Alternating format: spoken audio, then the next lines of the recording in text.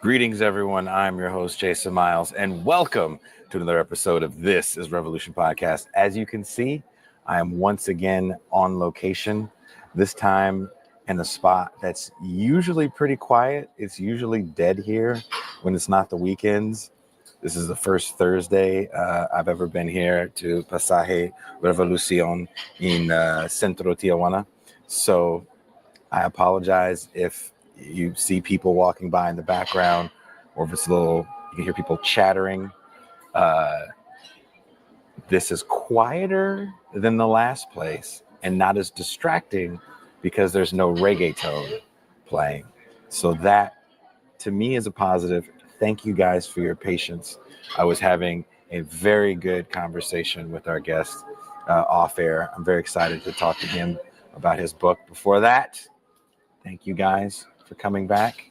You returning listeners, subscribers, and patrons. If you are new to what we do here at TIR, welcome. So glad to have you. If you do enjoy what we do, please hit like. Also, please hit subscribe. We're noticing that a lot of people that watch the show have not subscribed. It is a passive gesture that goes a very, very long way. No champagne room tonight because these people are definitely going to kick me out and not let me stay late, and then I'll lose the Wi-Fi connection. But let's talk about the book, the graphic novel, Naked City. Wherever you are listening or watching the show, there's a link in the description to the book. It's the first line on the description. So Eric Drooker's Naked City is an evocative exploration of art, labor, and survival in the urban context of New York City. Drooker interrogates the lived realities of artists under capitalism, highlighting themes of alienation, commodification of creative labor, and the struggle to maintain authenticity in the face of systemic exploitation. The nakedness in Naked City becomes a metaphor for the stripping away of the facade that art and labor are separate. The protagonists, a singer, a painter, and a dancer, exemplify how artists navigate precariousness while creating works imbued with authenticity and human expression. Drooker's critique of the United States' neglect of its artists aligns with a materialist understanding of art as both a product of labor and a tool for societal reflection, yet one that is often undervalued within a profit-driven system. The book's nuanced portrayal of Manhattan as a volatile character in its own right amplifies the alienation of urban life. It captures the contradiction of cities, densely populated, yet isolating, centers of opportunity, yet battlegrounds for survival. All that being said, please welcome our guest, artist extraordinaire, Eric Drooker.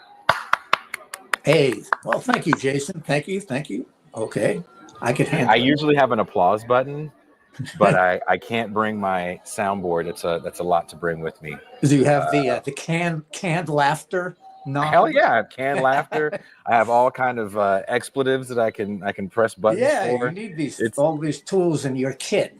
That's right. Yes. It's like old school drive time radio. A relic of the past. But I have to ask the first question. Are you kind of the artist character in the book? Is that a little bit autobiographical? It's a semi-autobiographical. The painter character, I suppose, is a kind of a younger, more naive version of myself. Mm-hmm.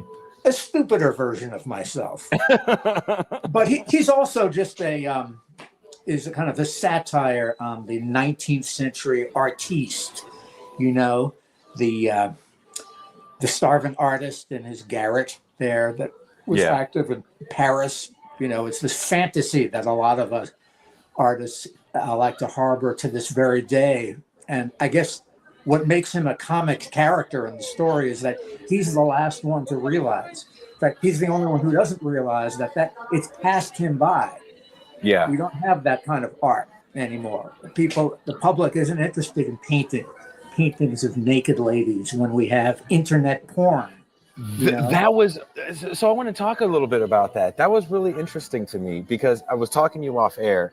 I have some very, very close friends of mine that, like I said, I toured as a musician, and I also worked in the Gulf of Mexico for a time. I'm from California.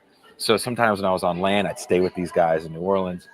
Where in California are you from? I'm from the Bay, from Okay. Oakland. Oakland. Okay. Yeah. Oaktown. That's right. That's No, about a I'm a Bay dude. 15-minute walk south from where I am now. Are I'm in you in the South Bay, Berkeley. dude?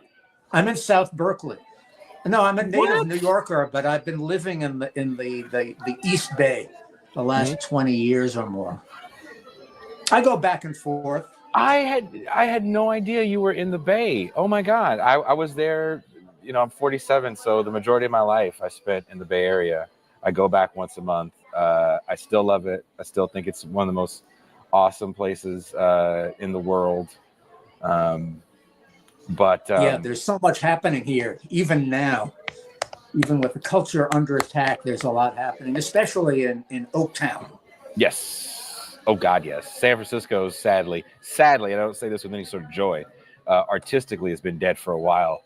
Even when I was living in the Tenderloin in the aughts, you could still find like a pop-up museum of just kind of whatever artist throwing stuff up because it was cheap to rent space. But that's kind of a relic of the past, even in downtown San Francisco. Yeah, not too many artists I know of can afford to live in San Francisco anymore, or New York City, or Boston, or Paris, or London, or anywhere cool, right? You can't really live. Yeah. That's why it was kind of interesting. Like my friends that are artists in New Orleans, we met working in North Dakota. Because you work these shifts when you work in the oil fields. Of this shift we did, the hitch was 6 weeks on, 2 weeks off.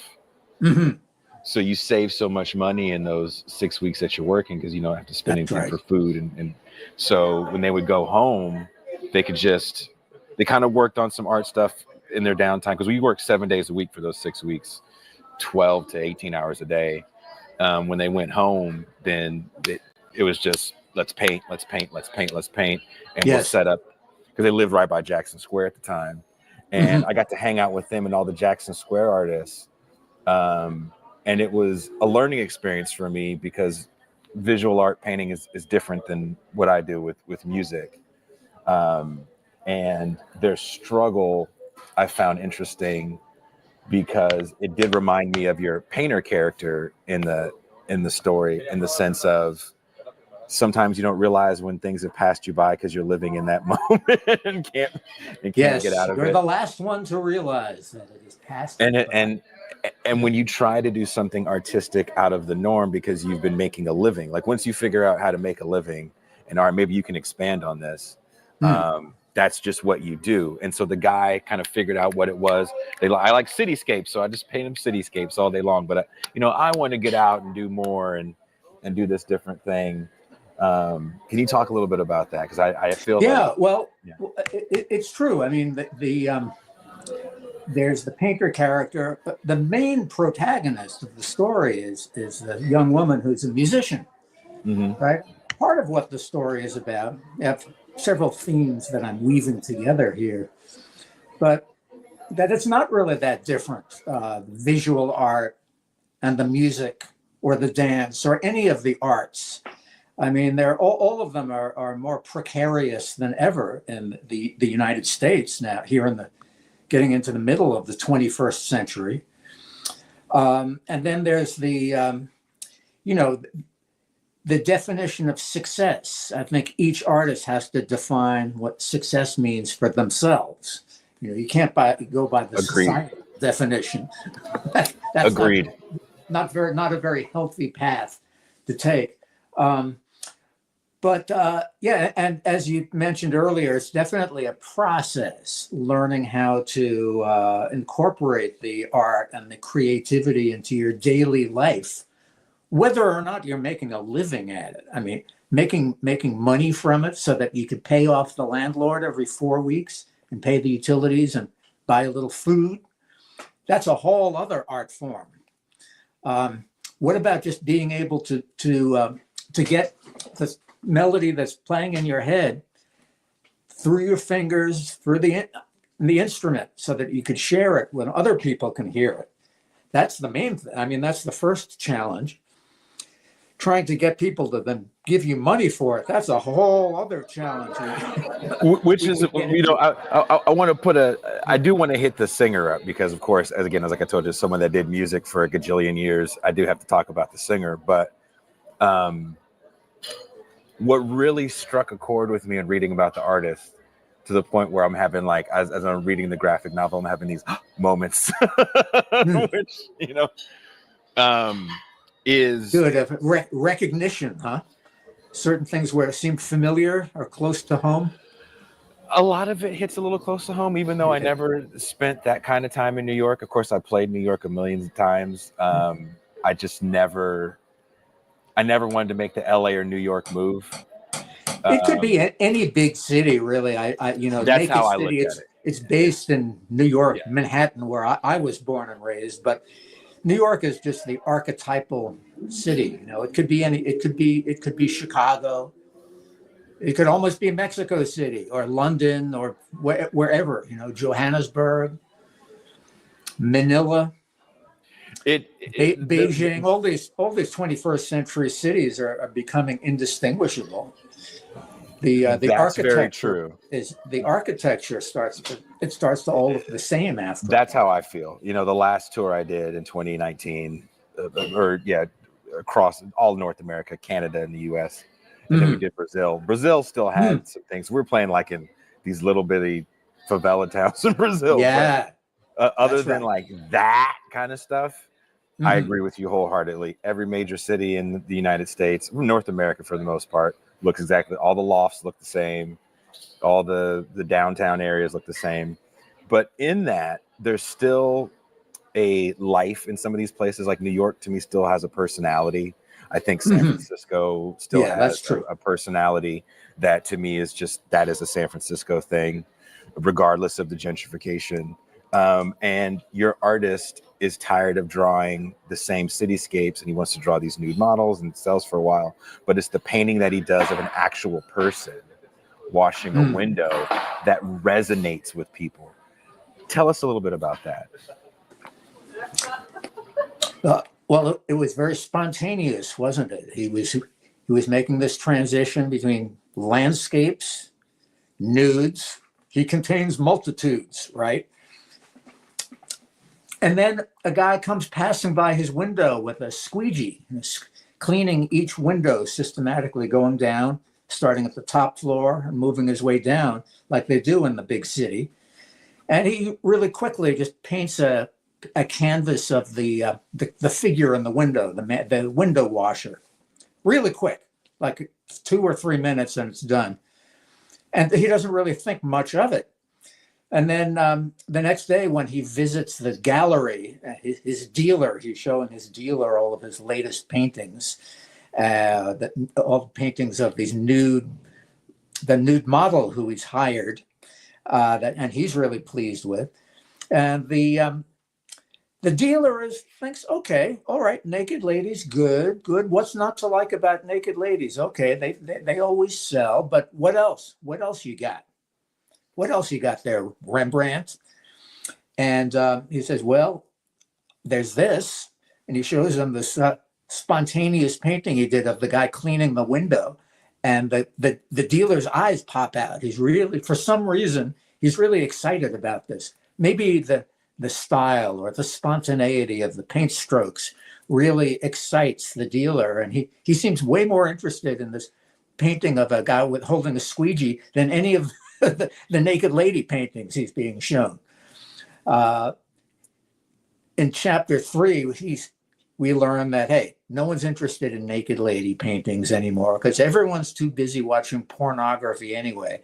The public is more interested in kind of the latest thing, the latest fad. And the gallery owner is trying to find what's the next big thing that the public is going to go for to make their fall fashion statement or what have you. And shockingly, it ends up being this man with a squeegee, a guy cleaning a window, sells immediately. The painting sells like before the paint is even dry on the canvas. He sells that one first before any of the nude paintings sell. The gallery sells the the window washer. And then, of course, he wants more paintings of the window washer.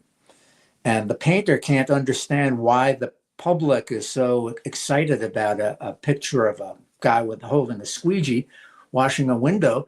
And the gallery owner says, who cares? Who cares why they like it? Oh, but you've struck a chord with the public. They're clamoring for more. Just make more. Don't ask why. Just paint more paintings of the squeegee man, and I'll make you famous. Which is funny because that becomes kind of a theme between the gallery owner or director and the painter, which is give me more of this thing and I'll make you famous, which I found funny because as a musician that was getting older, you don't want to believe that music is a young person's game, because I don't think it's exactly a young person's game, especially now in the era of atomization. You know, there's a market for everything.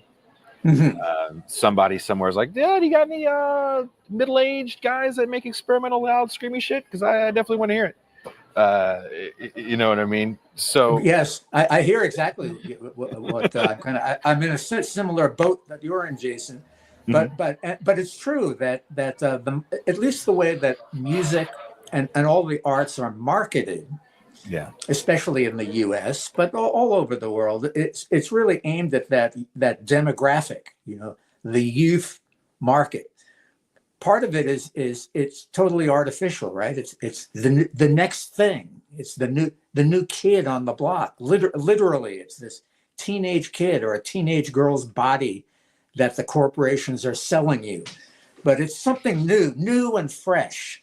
Seems to be in the way that they market anything. Cars, get rid of your old car; it works perfectly well, but it's time to get the new, you know, the new Tesla or the new, you know, whatever the new pair of Nikes or Converse. And it's very much it is kind of a young person's game. That is the marketing, the marketing and the promo aspect of it. And I don't know if it's really still a young person's game when young people right now, the numbers are coming out, they're not economically viable to really market the way you could market at them post World War II. You know, through the 80s and 90s. Yeah, and that's a good point. I think that's a big reason why you're seeing kind of like, if you think about the 80s and the late 70s, music wise, granted, there's always new young people coming out doing new stuff, right? That's when you get punk and all the new wave and all that stuff comes with hip hop. This all comes about in the 70s and early 80s, but it doesn't sell. People forget that rap, there's only a handful of actual records you could buy, and the distribution isn't nationwide like people think it is. Same thing with a lot of this other music. That took quite a while. It took quite right. And so the music that's popular that people are buying is, let's just call it adult contemporary, right? Air Supply, I think, is the #1 band at the end of the decade of the 70s. So it's this kind of music that we're going to pejoratively call yacht rock. I'm not going to lie and say I'm not a fan of Steely Dan. I spent way too long last night on the stream talking about how much I love Asia and the musicianship with those bands. That being said, there's no youth movement in that music, yet that music was extremely popular. And it is funny when you see some of those artists that kind of aged out by the mid 80s, and some of them weren't even that old, but it was like, now we have this youth thing that's coming and you guys are gone past, but keep sending me this music and I'll make you a star again, kid. And that's kind of how I felt about the artist, that, you know, even the way you drew him, he does seem a bit older than the other characters. And like you said, doesn't realize that he's not going to have the Renaissance moment that the young starlet, the young singer ends up having, because she is the young singer. She is the young hot thing. Her body is the commodity that they can then sell That's I right. found that That's right. that The hit youth close to culture, home. or even just the blue jeans that she's wearing. Maybe that's the Yeah. real thing that they're selling. That Ooh. the Gap jeans, all of that youth culture demographic. I noticed. I'm sure you noticed this independently, but the word hipster in the last couple of decades has taken on a whole different meaning than when we were growing up. When we were kids, hipster meant something almost the opposite of what it means now. I think today it kind of refers to a marketing demographic of young Yes. white, urban people who have a little money in their pocket who are going to buy what blue jeans or some commodity like that. But when I was younger, hipster it was a very specific terminology, and it referred to people who were hip to something, like in the know, aware people, artists, bohemians. It was mainly a black thing, of course, black jazz musicians, hipsters, but also white bohemians, abstract Yeah. painters in the 50s, the early Dylan. I mean, these are all hipsters, and they were acting hip. They were more aware than all of the square culture. So that's sort of That's a what word that we don't say hipster enough. meant. I think we don't say square enough. And Square. No, that's dropped out of the. A lot of things you, have fallen out of the it might have vocabulary. fallen out for them. I still say square. Like I don't drink or do drugs. I haven't my whole time doing music, which when doing arty, weird music, you definitely stand out a lot. So I have no problem, saying I'm square. L7. Yeah. Yeah, Jason's a or real L7. that's what when I walk up, it's like, oh, that's Jay. Somebody's driving now. Well, didn't I seem to remember that Thelonious Monk, his middle name was, you remember what his middle name was? Mm-mm. Sphere. But it's not on his birth certificate, but he added that Thelonious Sphere Monk. And when the interviewer asked him, "What's that about?" The middle name, he said, "Oh, I just put that in so that I would never be mistaken for a square." See what I'm saying? Like, Yeah, we need to bring back square. Because that ultimately. but that was genius. But Eric, And would you funny agree? as hell. Would you agree? You guys Cats had a sense of humor on top of it all. But Eric, would you agree if you and I were sitting, chilling in you're in South Berkeley, if we were just chilling in I don't even know where you can chill in West Oakland anymore because so much stuff has changed. But if we were chilling on Broadway in Oakland, right, and we see what some people would call hipsters, you and I probably be like, "Oh, dude, looks hella square. Like the cat's hella square."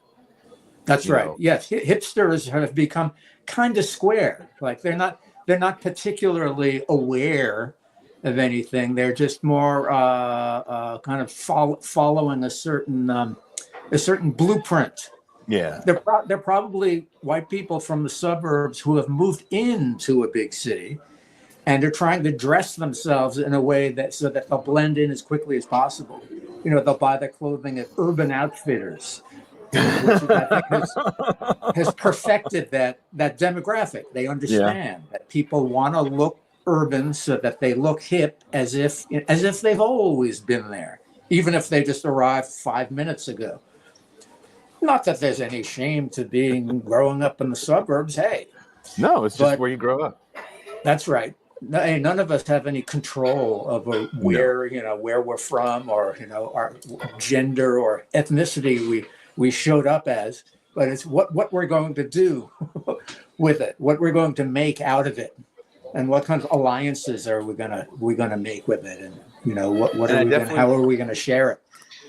I definitely want to talk about another thing that you do in the book that I found, and I don't know how on purpose this was, but in my gajillion trips to New York City and in any major metropolitan area I've been in, anywhere in the globe, they're densely packed areas.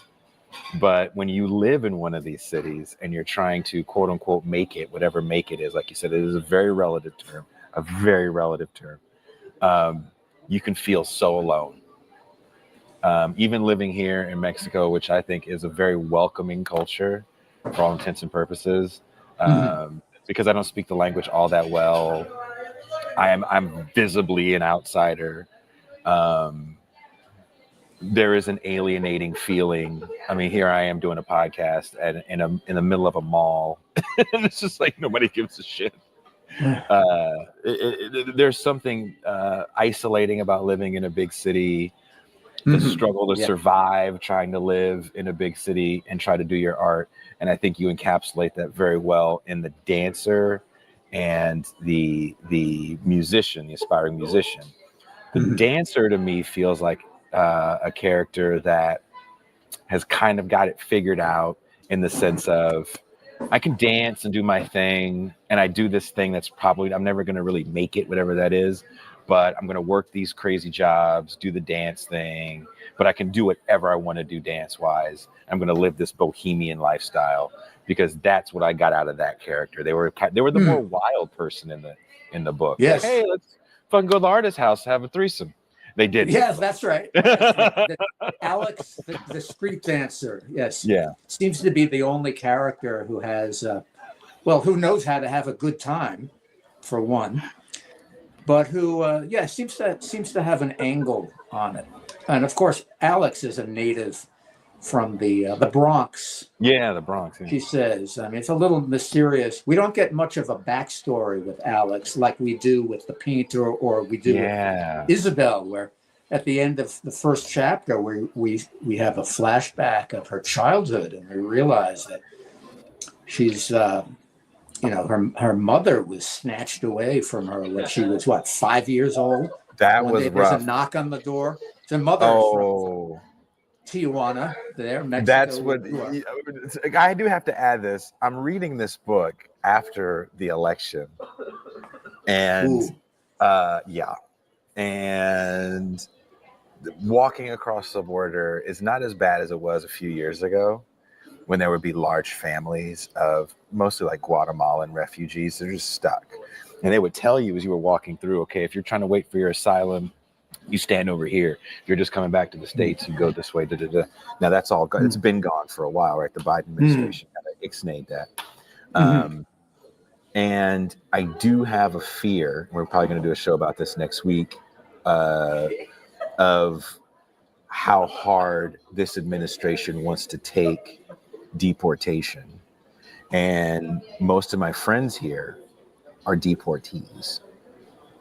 So that one hit really close to home. And to paint the picture, not from the perspective of the deported, but of the people they left behind, I thought that was really interesting. Are you the child of a deportee? Because that was pretty accurate. Well, and we know where any big city, people who are here illegally, if you even accept that term. Like, how could a person be illegal? It's almost a contradiction in terms, or it's almost a non sequitur. But it's definitely easy to scapegoat people who don't have all of their papers in order. Yes. Right? It's this hysteria that's sweeping not just the U.S. but throughout Europe, and a lot of people are getting on the bandwagon. And I was really disturbed to learn that almost half of Latino men in the U.S. voted Republican, voted for Trump just now. Yeah. After everything he's saying, and all the millions of people who look just like they do, who he plans to deport in these coming months. And yet, well, it's complex. There's the slam the door behind you syndrome. Part of it is that. There's the machismo element of it. And then there's also the naked fact that the Democrats weren't offering much of an alternative, that is, they were failing to articulate much of a, compelling reason why you should go for them. But back to this issue of deportation and being an undocumented immigrant and illegal. This is kind of the secret theme of Naked City. This is probably the most painful detail in an otherwise humorous story. I'm calling it a comedy. Okay. Even if it's maybe more accurately a tragic comedy. Isabel's story is is pretty serious. The painter who she meets, and gets a job working for him. She's so desperate to make rent money that she becomes his nude model. This is before she becomes successful as a musician. But the painter who she meets he's kind of a goofball. I mean, he's the comic relief in the story. I made sure that the story that deals with these serious subject and kind of contemporary themes, that it would have enough laughs in it every other page to keep you wanting to turn the pages. But Isabel, she hitchhikes to the big city, right? She hitchhikes from Detroit, comes to New York, and we don't learn until the very end of the first chapter that she's not just coming to the city to be make it as a singer-songwriter. She's running away from something. And she's specifically running away because she doesn't know if she's legal or not. Her mother was deported when she was a kid. She doesn't have her birth certificate. She thinks she was born in the U.S. Her father always told her she was born in the U.S. She was probably born here, but she doesn't know that for certain. And of course, the latest news that we're just getting this past week is that the president has announced that he's ending birthright citizenship. He's trying, it got stopped already. Easier said than done. But that's something that we've had in the U.S. since right after the Civil War. We've had that. You know, where we treat our immigrants terribly when we use them, exploit them for their cheap labor. But if you're born in the U.S., then you're in like Flynn. It's one of the things that the U.S. is doing correctly. A lot of European countries don't have that. Like if you're in Germany, if you're a Turk in Germany and your grandparents were living there in the 50s and you were born there and your parents were born there, you're not considered you still don't have full German citizenship. And we're not talking about Nazi Germany. We're talking about democratic Germany as it is now, which is ironically one of the last bastions of a liberal democracy. You know, Germany of all places. So this is a theme that I'm trying to kind of weave into the story in a very subtle way. That Isabel, even when she's becoming successful and then making money as a musician, she could never really relax and enjoy it. She always has to look over her shoulder and see, are they coming after her? Are the police or the ICE police or the immigration or Homeland Defense? And it's used, and you do something else in the book that I think is really fascinating. And again, wherever you guys are watching or listening to the show, there's links in the description to pick up Eric's book. She eventually, and I know I'm kind of skipping all over the place here, she eventually gets a deal, it seems like, a record deal, and fame and fortune are bestowed upon her. But there's a caveat, which is there's kind of a Weinstein-esque character as the label owners / manager, I guess she has. Yes, that's right. That's like kind of doing this the whole time, like the meme of the guy behind the tree doing this. And then finally, when he gets his opportunity, he's like, you know, I know the secret that you don't have papers and I'm not going to call ICE.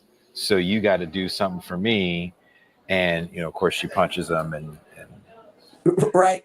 Well, it's not even clear how he discovered this fact. Exactly. About her. I guess he was doing his homework, being in complete control of her life. Yeah. Being like the A&R man who discovers her in the first place. And then he almost acts as the producer and the manager. And I guess since he's controlling all of her money and taxes, somewhere along the way, he discovers the fact that she doesn't have her papers in order, or that he discovers that she doesn't know if she's legal or not. She's not certain. He knows that she feels vulnerable on this subject. Which is more powerful, right? If you just pretend you know. It's another way that he can exploit her. And it's not even clear. He almost frames it as a joke, like, "Hey, come on, Isabel, you don't want it leaked out that you're undocumented, do you?" No, I'm just kidding. Just kidding. Just kidding. Just kidding. Seriously though. Seriously though. You have a beautiful voice. I like your music. You're a diamond. A diamond in the rough needs to be polished. You know, you need proper management. You know that this is my job. I could market you, and we could make a lot of money together. You trust me, Isabel. Trust me. Mhm. So that's what she's being told the whole time, and she is making a lot of money. She winds up having to move out of her SRO apartment way out in Flatbush, Brooklyn. She's Mhm. living in one of these high-rise, super slender apartment buildings in Midtown Manhattan, like on the 50th floor or something. But she feels totally alienated. And no matter how successful she is, somehow she's all alone at the end of the day. Yeah. So that tells her that something is up. Why am I all alone? Of course, that's one of the syndromes of New York or any big city. The ironies is that cities are very lonely places, even though you're surrounded by tens of thousands, hundreds of thousands of people passing you on the sidewalk and passing you on the stairway of the very building that you live in and the elevator. How could you feel lonely when you're surrounded by this much of humanity and But diverse group of people? And yet cities could be the most lonely places on the planet. So that's a and contradiction. that I think it's a character also to me in the artwork is always walking alone in the city, maybe one other character you see, but it's always people walking alone in this great big city, which is kind of how I feel even when I close this Yes, computer they're and very go to walk to the Hopper-esque. bus. Yeah. That's right. I mean, anyone who's halfway sensitive, that's all artists are. We're just people who are sensitive and we're trying to make a trying to make a living from our sensitivity. Um, I think it was Ezra Pound who said that artists are the antennae of the culture, the antennae of the Mm. race. They're just that they're a little bit more sensitive or see things coming a little bit before they become obvious to the rest of the tribe. So I didn't want Isabel to. is she? Yeah, she's in a vulnerable situation. She's worried, and she thinks that any moment the whole thing is going to come crashing down. Yeah. She's successful, but it could end at any minute. The police could, she could be deported at any moment Mhm. and find herself behind bars or find herself back, back in Mexico somewhere where she doesn't know the language. All she knows is English. She's just another dumb American who is born and raised in the U.S. and doesn't really have too much perspective of other cultures. As much as she misses her mother, who was from Mexico, her mother was deported when she was 5 years. When Isabel was 5 years old, so she doesn't really have. She kind of lost that connection with her mother. Another thing that I kind of gather, and I would add this about success, and I don't know how you feel. You're sorry. I'll mute myself as the ambulance passes. That just tells you that you're authentic. Jason is authentic. See, you hear those sirens in the background? He's Yeah, in a you hear big city. Jason is authentically Yeah. trying not to get shot, but no, I'm fine. But there Maybe is it was just an ambulance or something. I think it was. I think it was just an ambulance. But there's. Would you agree? Because you've reached a certain level of success in being an artist. This wasn't self-published or put out by some fly-by-night publisher. Um, this is a real deal graphic novel. A real deal PR person contacted me. There's a machine in the works. It may not be the biggest machine in the works. Well, There's still a Dark machine in the works. Horse. Yeah, Dark Dark Horse Horse is a real Comics. deal comic It's place. one of the larger. I think after Marvel and DC comes Dark Horse, or Image Comics. I think is in between. Dark Horse is one of the big ones. I don't think of Dark Horse as an indie publisher. No. It's a big corporate publisher, corporate conglomerate, and I've done a couple of other books with them over the years. I mean, this is a whole other subject. As artists, do we stick with indie labels or indie publishers or. Well, this is what I'm getting at. When you hit a certain level of success, and if you live in a city like more so like Los Angeles or New York, Mhm. more so Los Angeles. I think Los Angeles is notorious for this. And if LA people are mad about it, I'm like, sorry, now the stray dogs are in here. So If the LA there, people are mad about it, we could have a little conversation. we can have a Bay Area LA fight. But if people look at you and they go, oh, that's Eric, he's published on blah blah blah, that's how they introduce you. And so now it's like, who are you on the ladder of success? Are you worthy of my time to talk to? And so you do find yourself sometimes surrounded by people that want to hang out with you because they may perceive you as someone that can help them get their thing off the ground, whatever their thing is. And to me, that can cause another kind of alienation. Have you suffered from that in being an artist?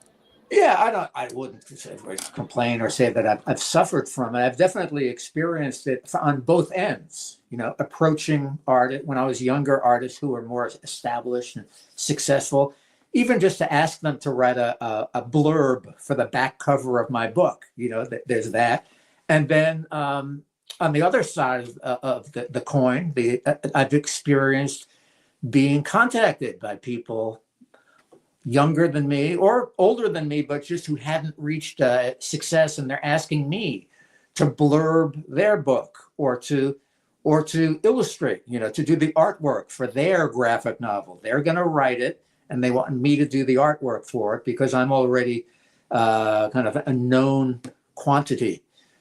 You know, so many of these, you know, this aspect of fame is double-edged, right? It's double-edged. In a way, one of the good things about fame is you're reaching a lot of people. Then you have influence.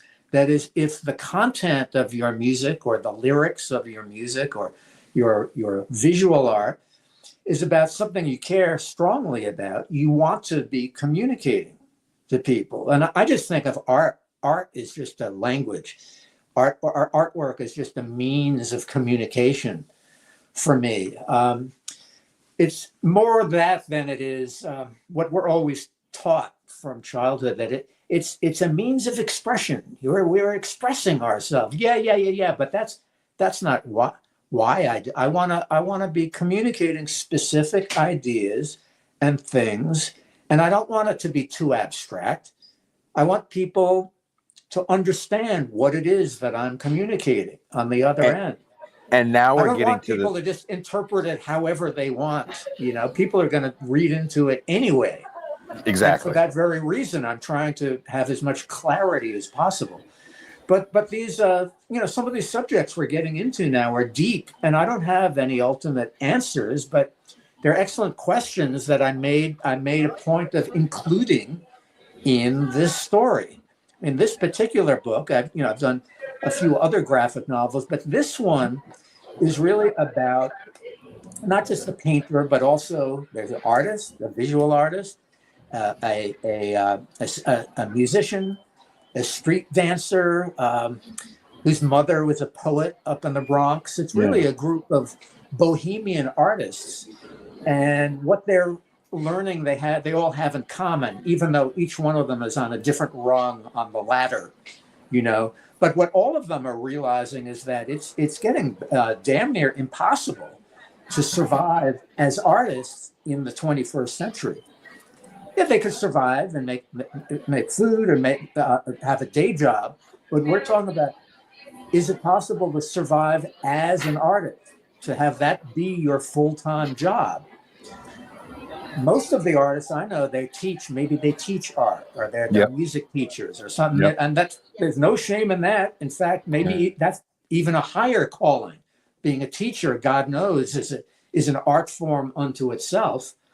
But if you're working a day job or washing dishes so that you could come home and compose your music, not that there's anything morally wrong with it. Hey, maybe it just gives you even more of a connection to the rest of humanity and deeper understanding of the human condition. But it does mean that you have less time to devote to your art. You're not able to be working on your art full time if you have a full-time day job. So that's one of the contradictions that I'm getting into in the story. And in the first chapter with Isabel, she's playing her music on the streets. She's playing her music down in subway platforms with her pork pie hat upside down, people tossing coins into the hat. She's making a few bucks a day, but not enough to pay the rent or pay for food. So that's why she's desperate and has to get a job, has to get a day job. And each one of them is worse than the next. She's washing houses. She's being a telemarketer for a while. She's working at McDonald's for a while. But finally, she finds this job that isn't so bad. posing as a nude model for this artist, who she's a little bit wary of at first when she first meets him, and she's ready to just split. Like, as soon as anything starts to feel weird, I'm out of here. But he turns out to be the real deal. He's a real painter. He's just trying to paint her anatomy, and he wants to paint flesh and blood. He's tired of painting landscapes and cityscapes. He wants to paint people. And it's an adorable. They have an adorable relationship, actually, in the book, which is something I want to get into before they're hitting the lights on me. I do want to talk about this idea of selling out, and I think you were just hitting on it. Yeah, we're already kind of touching on it here and there. But let's grab it. Let's grab it in the buttocks. When you said you make art, for a lot of people to understand, I think a lot of people that get into making, if you're serious about it, if you're halfway serious about it, you want people to dig it, right? You want people to dig what you paint, want people to dig the pictures that you take, want people to dig the shitty songs that you write, whatever the fuck you do, you want people to dig it, right? And if whatever you do crosses over and you get outside of your small scene, because it doesn't take much for someone to call you a sellout. In the world that I exist in leftist podcasting, yes, technically this show should be selling out because I'm talking to someone that's an artist, that isn't an academic, and the book you wrote isn't about, overthrowing the capitalist superstructure. It's about not directly anyhow. Right. That's right. But you know what I mean? That's right. I'm entertaining people along the way, but it's definitely offering a pretty scathing critique of the economic system we find ourselves in, I will say, Eric, you do have a very smart PR person that did hit me up because they know what kind of show we do here. So when I was approached with your book, my first question was like, you remember the show, right? Because I didn't know the very about title. Like, it's in the very name of the show, right? They're like, oh yeah, no, it's cool. You'll dig it. They're like, you'll dig it. And Jason, this term of selling out, I'm not hearing it as much. I mean, I used to be accused of that, and I myself was very quick to accuse musicians of that and people of that. Mm-hmm. When I was younger, it seemed like back in the 70s, 80s. 90s, when Tom Morello and Zach De La Roca, signed a contract with who was it, Sony, when Rage Against the Machine went big, they're selling out. But of course, I've talked to those guys. I did an album cover for them. I've talked with Zach, and we talk about how it is a double-edged sword. Okay, in a sense, it is selling out. They're giving you money, but if they're allowing you to have your message intact. If they're not censoring the message, you could look at it or convince yourself anyway of the fact that you're communicating to more people. You have a much larger audience now. Isn't that what you wanted? I mean, you're in a more influential position. You'd be surprised what people say when you don't do what cats think you're supposed to do. And I think the idea of selling out for me has always been, when I was younger, like you said, I was quick to be like, so and so's a sellout because they signed a major label deal. So and so's a sellout because they're playing this venue. And the more I got to know people, I used to live at a place, I don't know if you know it, in West Oakland called Soundwave Studios. It's a music rehearsal recording I'm sure studio. I've gone past it, and I know I have a lot. It's on Wood Street, unless you were doing some. Maybe you went there Boots. for I'm some. thinking he stayed in Oakland. Boots Riley. That is, that's where I've hung Boots out did. with him over the years, and That's he's where Boots managing did. to find he's finding the sweet spot between fame and success and money, and yet he's keeping his message, on point. He's kind of a perfect example, in my opinion, because Boots actually did a lot of Sorry to Bother You at that studio. So if you know Boots, okay, tell him. Yes. I talked to Jason. He used to work at, be like the black guy that used to work at Soundwave. He would know exactly what you're talking about. Or even add, he was in a band with his wife, and then he'll be like, oh, that guy. So he's kind of this interesting template that exists almost on an island, because as we say, success is relative. That's right. There's some filmmakers that might not think he's successful, but you and I are going to look at him, especially me, look at a guy that was a rapper for a gajillion years, and a certain kind of rapper as well, a rapper that had a very, very upfront, not just political message, but like a Marxist message. Overtly political, yeah. Like in the 90s, to the right? Left of, definitely to the left of public everything. Enemy, to the left of Dead Prez. I mean, everything. Boots, he doesn't just call himself a Mark. He comes right out and says, "No, man, I'm a communist." Yeah, I'm a communist. So that no one could red bait him, because he's already announcing that in his interview. And he comes from a line of radical activists and grew up around Black Panthers and all that. And he's been able to do this thing where he can make these movies and have big time Hollywood stars in the movies. Yes. And again, I don't know. I haven't talked to him in a long time. Last time I talked to him was when they were made, because they'd made Sorry to Bother You, like I said, in my house for the most part, right? But he was able to do another thing after that, and now he's got a new movie coming out, and he seems to be one of these people that a lot of people want to work with. I don't know how that translates into financial success. Of course, I wish him the best. And I think the fact that you can get financial success is a little different, because I think a generation prior looked at almost any kind of success outside of your milieu as selling out. And that really gets complicated with Nirvana for a lot people. That's right. That's the other example. And now we're in the Machine, and then Nirvana was when they signed to a major label. It gets complicated, right? But yes. I think right now we're in this moment of getting the bag, and as everybody wants to get the bag, we've lost the concept of selling out, so we call it something different. Yes. They call it grifting. In my world, they say so-and-so is making some sort of adverse political turn. And I'm like, look, if you're really going to say someone's selling out, like if tomorrow I was like, all I want to do is talk to musicians and movie makers because more people watch those shows, I'm going to get a better YouTube payout. I'm going to get more subscribers, which means I get paid on a better percentage. It just works out for me better. I'm going to lose whatever I built. The few tens of thousands of subscribers I have now, all that shit goes away once I say I want to do something different, because they didn't sign up for that. So to make these pivots, there has to be a legitimate financial incentive that you can physically see, and not just weird ideological shifts. Yeah, and I think I would agree. I would agree with all that. With music stuff, if you look at a band like Rage, and I don't know them. Again, like I said, I only know Boots. I know Boots toured with Tom Morello, and he spoke of them very highly. They never changed the message. That's right.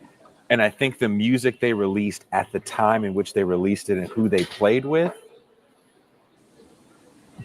and they didn't have to do anything, that muddied the message. Fuck you, I won't do what you tell me is more like fuck you, mom, for a lot of people than it is, a middle finger to power. And also, if you think about groups like NWA and F the Police, as a friend of mine said the other day, what adolescent likes police? Like, that's not a real political statement. But when we're lumping all these things together in the same basket, as like important political music. I think that bands that actually do have a message, it gets lost in there. We're going to call them sellouts at some point because they have some sort of success. If they want to do something slightly different, I mean, I'm not mad if Zach De La Rocha wants to make a rap album about talking about how fresh he is. You can't be, for 40 years. There's got to be different sides to your character. That's the thing. I think that we can't be too pure. I mean, when we're young, certainly when I was an angry young man, I thought that and I was very pure and more ideologically uptight. But I also observed a pattern on the left, and I think it's a pathology on the left, especially if you look back on the history of the left, especially in the U.S., is that we all too often ghettoize ourselves, right? We don't want, it's almost like we don't want to go out and step out into the spotlight. It's easier to sit off in the corner and be kind of mumbling and complaining about anyone who's getting any, success or notoriety. Never mind the fact that even the people who are getting this economic success, it's usually not even very much. It's not as much as you would think.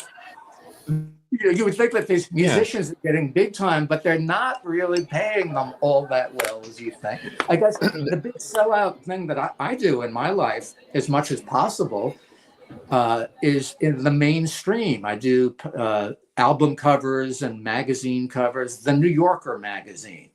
I'm a regular cover artist for them. That's the most mainstream thing that I do. And that's corporate, that's the Condé Nast Corporation, But I feel like this is a way that I'm getting my I think of my magazine covers as just glorified street posters. Instead of wheat pasting them up on the brick wall at 2 a.m. of the Lower East Side or East Oakland or Mexico City, if the message is intact, if I was able to keep that much integrity and have the imagery and the social criticism intact and clear in the image, and they're willing to put that on the cover of their magazine and even pay me a little bit to help, me pay off my landlord, then it's all good as far as I'm concerned. It's not, it's all, it's win-win. It's win-win even for the public, even for a young, whoever, the activist, because someone was able to break through and have some social criticism in the mainstream. I mean, that's what I've been trying to do my whole adult life, is infiltrate the mainstream. This is what Boots Riley has been somewhat successful at, infiltrating the mainstream. Yeah. Well, that television series he put out last year, it's on I'm Amazon, a Virgo. Right? Jeff Bezos is making money for.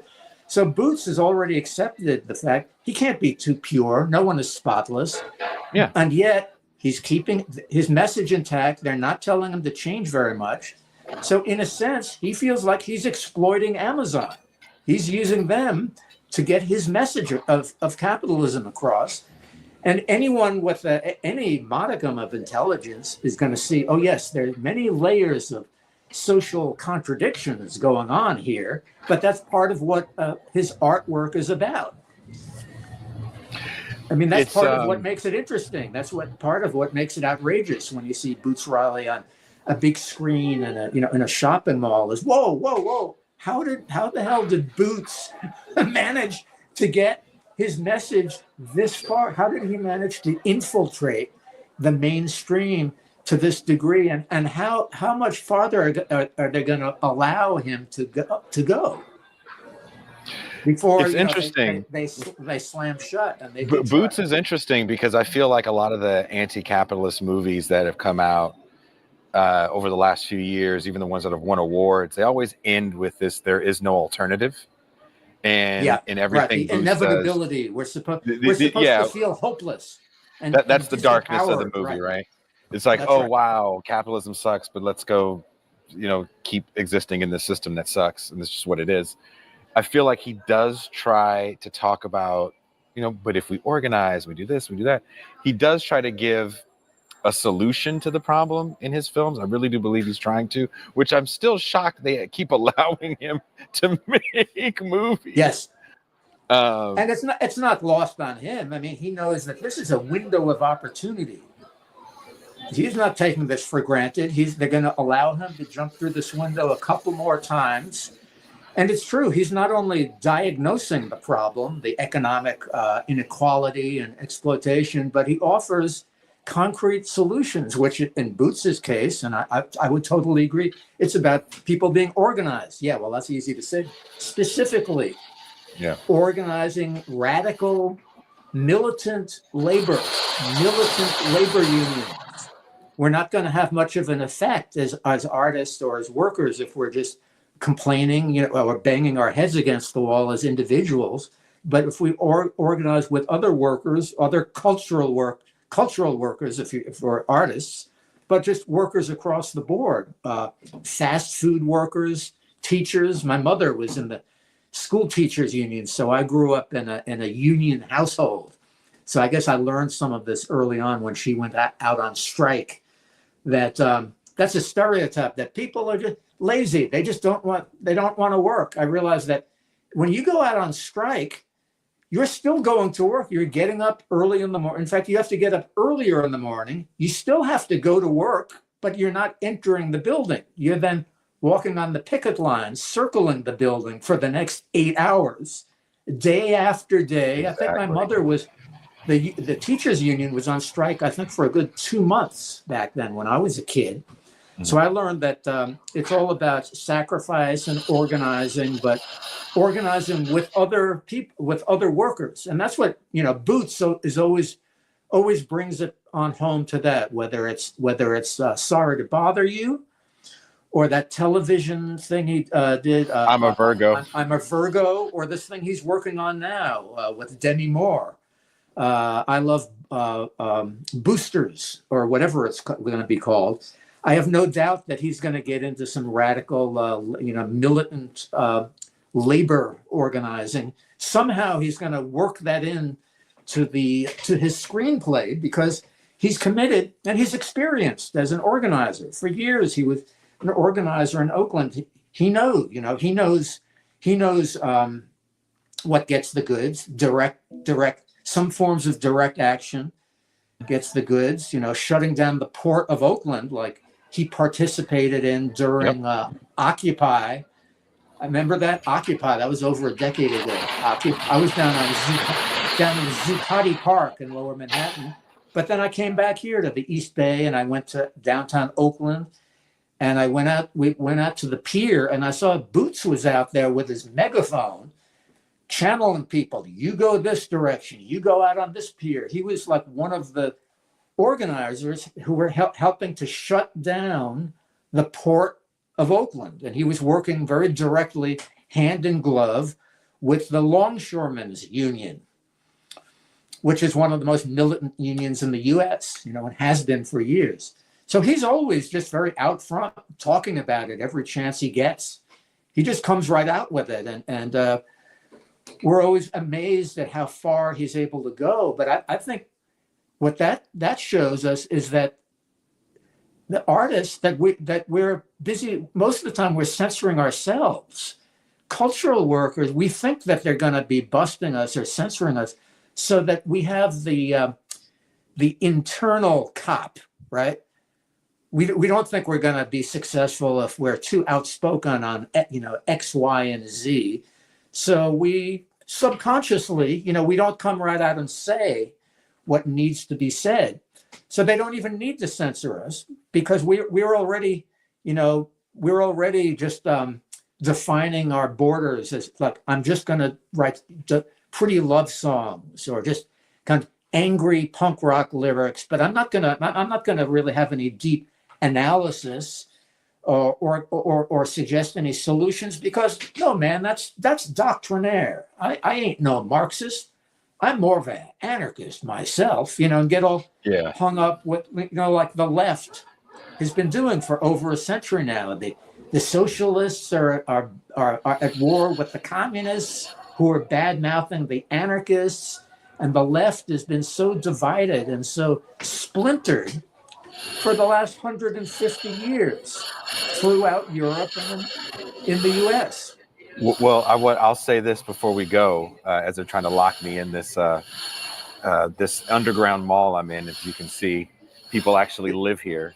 I've It never looks been in like a a mall where cool place you're at. it's pretty badass. It's pretty badass. This is kind of a great opportune time because as people get pissed off about the realities of Trump that might have voted for Trump, instead of laughing at them, this is probably the best time ever to radicalize these people if you have the opportunity. I also want to say before we go, wherever you are watching or listening to the show, the first link in the description is Eric's book. So you can buy it, you can see for yourself the gorgeous artwork that for me just reminds me of what it's like to live in a big city. I don't live in a big city anymore. I live in a very nice place called Rosarito, a little dirt road. I see the ocean. Beautiful. Whoa, I'm envious. But it's true. It's true. If you're curious to see the pictures, if you look online or just go to my website, I have a lot of pages, sample pages you could look at. A lot of the artwork will be very familiar to you because you've already seen it on album covers, on the Rage Against the Machine or the Faith No More, that album King for a Day, Fool for a Lifetime. Yes. A lot of my artwork is out there, in the global street art movement. Also, all dozens of New Yorker covers I've done in recent years. So, if you're familiar, if you like that work, the Naked City is really it's kind of a New Yorker cover come to life, but it's a 300-page novel. It's told in pictures, kind of using the language of comics. All the characters are talking in word balloons, and you could even hear what they're thinking and thought bubbles and all of that. But if you go to the website, just my name, Drooker.com, you could see a lot of the work and pages from the book. In fact, for no additional money, you could get a signed copy of the new book, and I'll even draw an original picture in there. I've been doing that. I have a couple of hundred people ordering it directly through my website. Each one has an original drawing on the front page. Just because, hey, I love drawing. It only takes me a couple of minutes, but each one is a little bit different. So if you like art, if there's something for your eyes, if you're feeling overwhelmed by these horrifying times we're in, why not take an art break? Allow a little more culture in your life. Music, but then a little visual art will definitely improve your mood, guaranteed. Well, there you guys go. There's no better selling point than that. Also, King for a Day, my favorite Faith No More record. I got to know those guys. So Soundwave Studio is where their studio is. If you've been to their rehearsal studio, that's where it's at. It's at Soundwave. Is that where they Faith No More recorded? They sent me the album, and I didn't listen to it for years, and I don't remember. Damn. This is pretty good. This is pretty good. This Mike Patton, the front man, I realized this is really good. I think the album went gold. I didn't know it was going to be such a hit. I would have asked them for more money if I knew it was going to be a hit. I would have said, "Hey fellas, why don't you pay my rent for the next year instead of just for a month or two?" Ask Boots to take you to that place. It's I would say it's a Bay Area music museum when you walk in, because you see the gold records, and it's not like it's really grungy. It smells like weed and beer. Someone behind the counter is probably stoned. They'll let you walk around, and you can see all the bands that have been there. Everyone from In Vogue to, like I said, Faith No More, all the metal bands, all the punk bands, every rap group from the Bay Area has recorded or rehearsed or done a video there. Digital Underground. Yes, Digital Underground was huge there. So all their stuff is there. Over the bathroom is the Sex Packets thing. And then there's the gold record right next to it from that album. So much great music. Also the Dead Kennedys, I got to be friendly with Jello Biafra.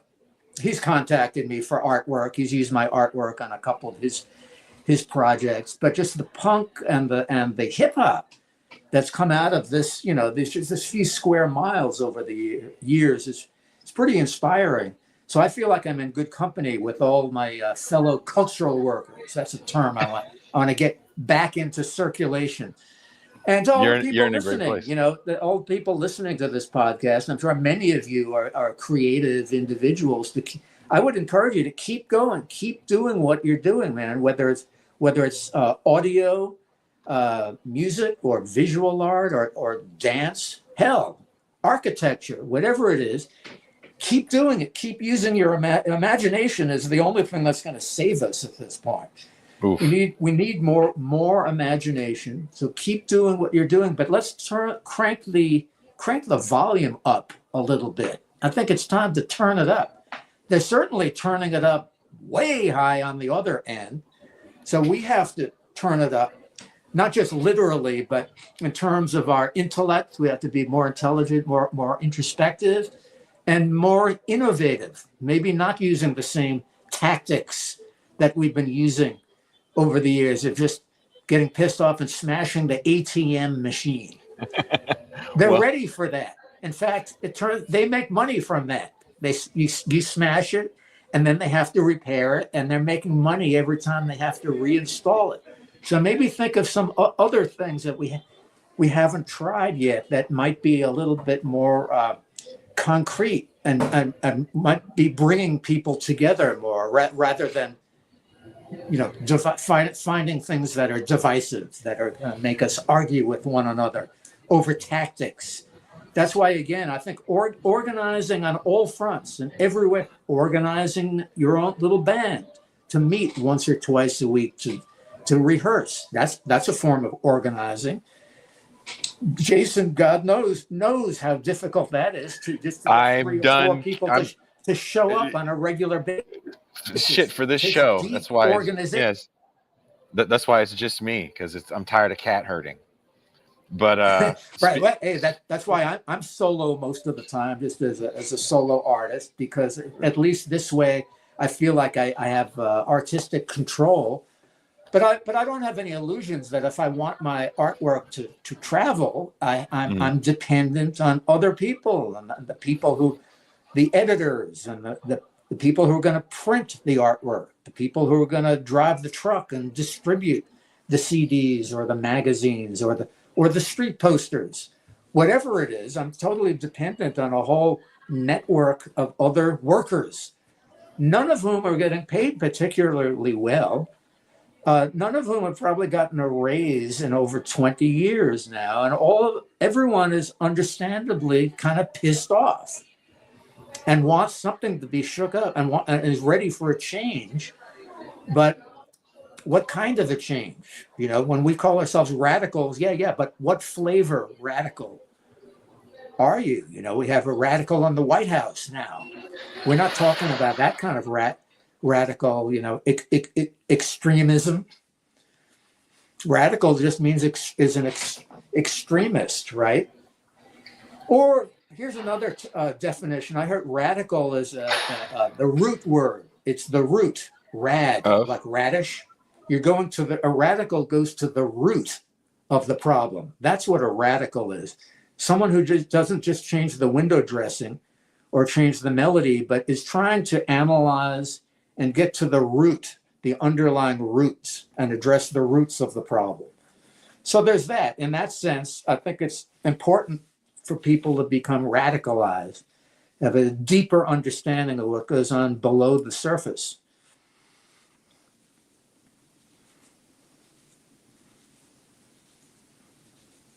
Thank you, Eric, for taking the time to talk to me. I'm really glad we finally got to do this. Again, wherever you guys are watching, listening to the show, the first link in the description is Eric's book. And let's play some very loud music. And I am...